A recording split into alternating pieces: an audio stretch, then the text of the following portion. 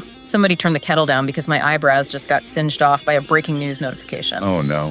The kettle is screaming, folks. The whistle is blowing. The steam is rising. And if you are listening to this, you better be wearing your seatbelt because this is the headset edition of the Big Blue Tea. If this is another one of your mystery flight tracker situations where you're obsessively refreshing flight logs at a Teterboro, I swear I'm going to hide your laptop. No. We promised everyone we wouldn't do that again. No flights today. Put the radar away. The bird has landed. The eagle has...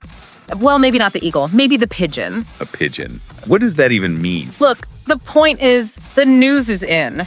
And that tone in my voice, yeah, that's the tone of a man who's about to say something that might make the group chat absolutely riot. It's the tone of a man trying to convince himself that everything is fine while the room is actively on fire. And let me say this right off the top. If you do not love football, if you don't bleed blue, if you don't wake up in a cold sweat thinking about protection schemes, then you do not belong here today. You are revving the engine way too hard in the driveway. Just rip the Band-Aid off. This is for the sickos. This is for the faithful. Say it gently. Yeah. Like you're telling me you accidentally washed my phone in the laundry. What has the front office done? Giants Nation. The offensive coordinator hire is in. We have a name, we have a direction, and frankly, I need a drink. You're stalling. I can literally hear you stall. Who is it? Who is the new architect of the offense? The guy completing the John Harbaugh era puzzle. It is. Matt Nagy. The New York Giants have hired Matt Nagy as the new offensive coordinator. Okay, wow. So the John Harbaugh era just put his hands on the wheel, slammed the gas, and handed the O cord to the guy for the Chicago Bears all at once. That's a choice. A choice. That's one way to put it. I feel like I just opened the fridge at midnight, starving, expecting to find that beautiful, rich cheesecake, the kind with the strawberry glaze. Mm-hmm. And instead, I found a Tupperware container full of kale. Listen, kale is a superfood. It's nutrient-dense. It builds strong.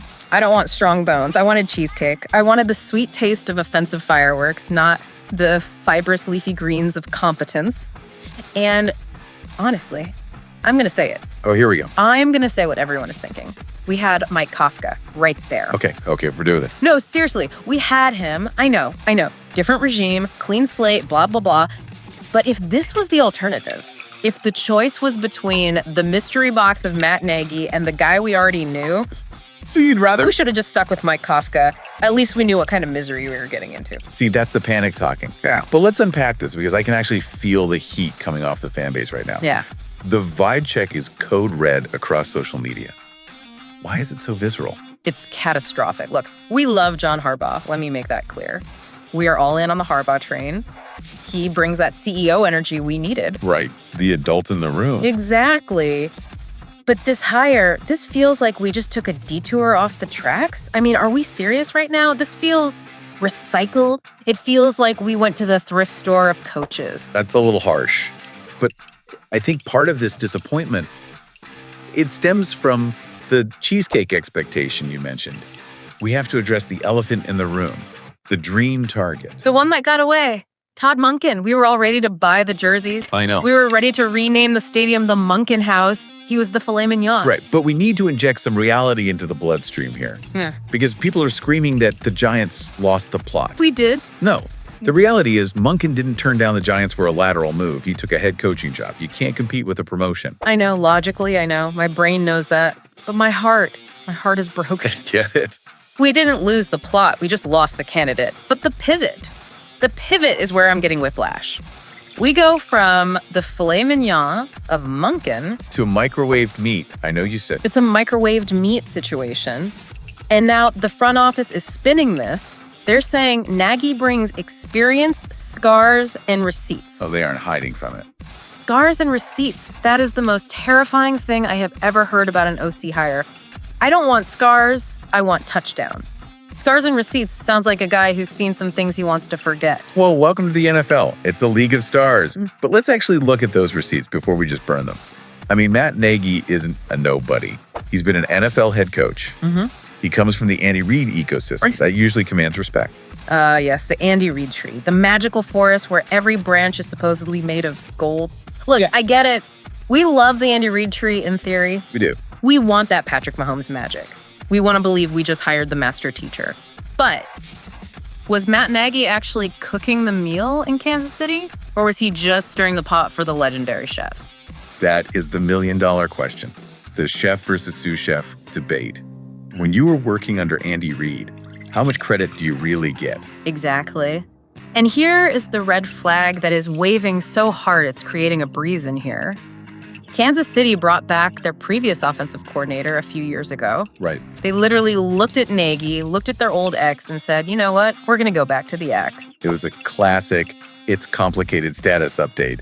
It signaled that maybe the synergy wasn't perfect, but we have to dig deeper. What does Nagy actually do? Because the fear I'm seeing is that this is going to be a committee offense. Yes, that's the nightmare scenario. We are terrified that there isn't a singular, clear vision, that it's going to be a lot of voices in the headset. Harbaugh, Nagy, the passing game coordinator. While the play clock runs down. Yes.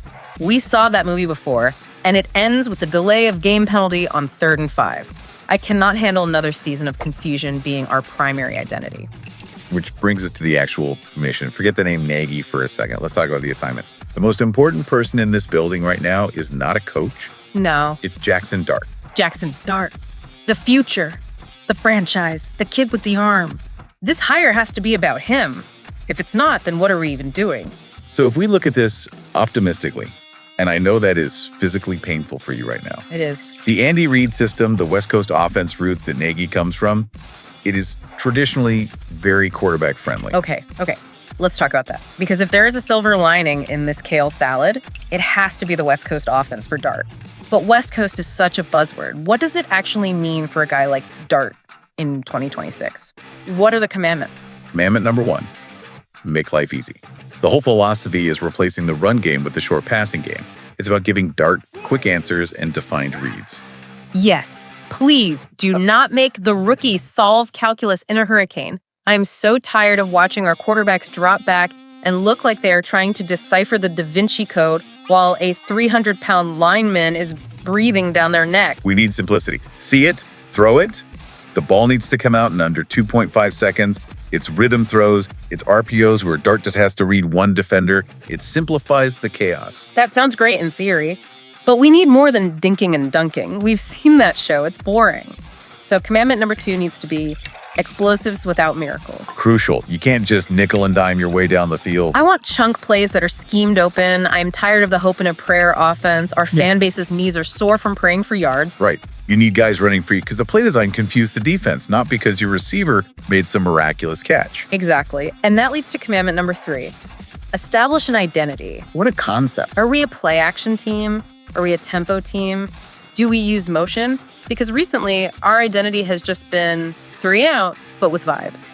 Vibes is not a scheme. Yeah. And the hope, the kale is good for you hope, is that Nagy, having been a head coach, knows how to build that identity. Okay, I'm trying to drink the tea here. I'm trying, but I still have that Michael Scott cringe face plastered on my soul. You know, the grimace. I know. Half the chat heard the news and immediately made that face. It was visceral. So let's do this. The defense versus the prosecution. I'll be the defense attorney for Matt Nagy. You be the prosecution. Oh, I was born to prosecute this. Objection, Your Honor. The witness is disappointing. Overruled. Sit down, counselor. Here's the case for the defense. Point 1, experience. Nagy has been a head coach. He went 12-4 his first year in Chicago. He knows the grind. He's not learning on the job. Objection. Experience doing what? Being let go. We are celebrating the fact that he was fired. We are celebrating the scars. He knows what doesn't work. That's valuable. Point 2, structure. John Harbaugh is the program setter. Nagy just has to run the offense. He's the coordinator, not the king. It's a very different role. Okay, that's a fair point. Harbaugh is the captain of the ship. Nagy is just shoveling coal. I can live with that. And point 3, development. We just talked about it. The potential for a functional system built entirely around Dart using West Coast principles. It's a system that can make a young QB successful. All right. You make a compelling case. But now, let the prosecution speak. Ladies and gentlemen of the jury, I present to you recency bias. Fans remember the Kansas City offense looking, let's be polite, uneven recently. Even with Patrick Mahomes. If you can look uneven with him, what are you going to look like with a rookie? That is a valid concern. The stagnation in KC was real. There were times everything just looked difficult. Exactly. It looked like pulling teeth. And prosecution point 2, lack of clarity. We want a killer. We want a play caller who goes for the throw. Nagy feels like management. He feels safe when we needed bold. It feels like we settled. The whiplash is real. Going from the idea of Munkin to Nagy is a jarring shift in philosophy. It's the difference between a rock concert and a parent-teacher conference. One is exciting, the other is necessary but painful. And I don't go to football games for parent-teacher conferences. But we are here now. The contract is signed. So what are we watching for? What is the day one checklist for fans to know if this is actually going to work? Okay, grab your notebooks. Number 1, staff language. Yes. When they get up on that podium, listen to the specific words. Do they talk about scheme fits and protection answers?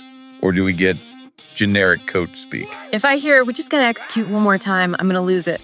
Execution is the excuse bad coaches use when their scheme fails. I want to hear the word answers. Right. If the answer to pressure is Jaxson needs to run faster, we're in big trouble. Number 2 on the checklist. Yeah. Red zone creativity. This is huge. The red zone has been the dead zone for us. I want to see stack releases. I want to see rub concepts, motion, something. The statue offense doesn't work. You need to manufacture space. Please.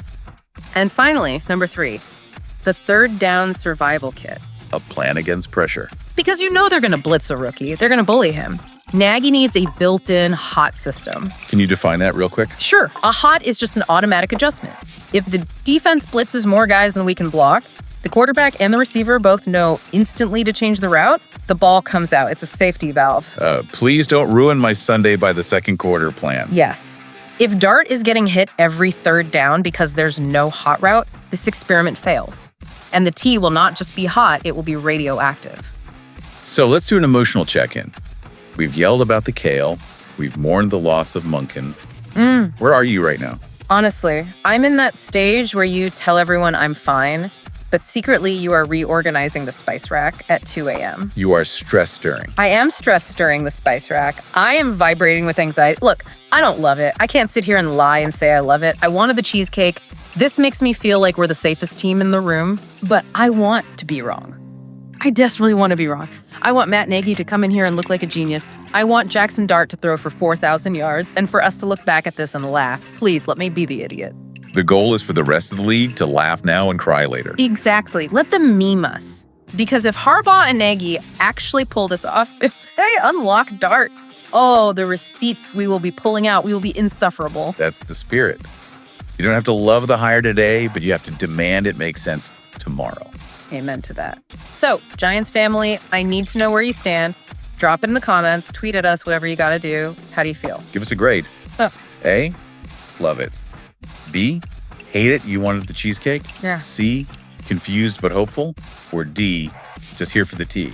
I have a feeling we're going to see a lot of B's and D's today, maybe a few C's, but hey, that's why we're here. We suffer together, we celebrate together. And if you made it this far, you are family. So make sure you are subscribed because we are going to be tracking every single word that comes out of training camp. That's right. We'll be here monitoring the press conferences, parsing the words, and stress eating the kale chips.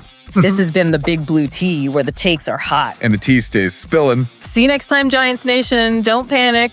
Okay, panic a little bit. Peace. Just wanted to say a massive thank you for tuning in to Big Blue Tea. Absolutely. And, a huge shout out always to Black Freezy TV. Oh, definitely. For the fantastic programming, the production, everything that makes this possible. Yep. Their work behind the scenes is just really appreciated. It really is. This has been Big Blue Tea.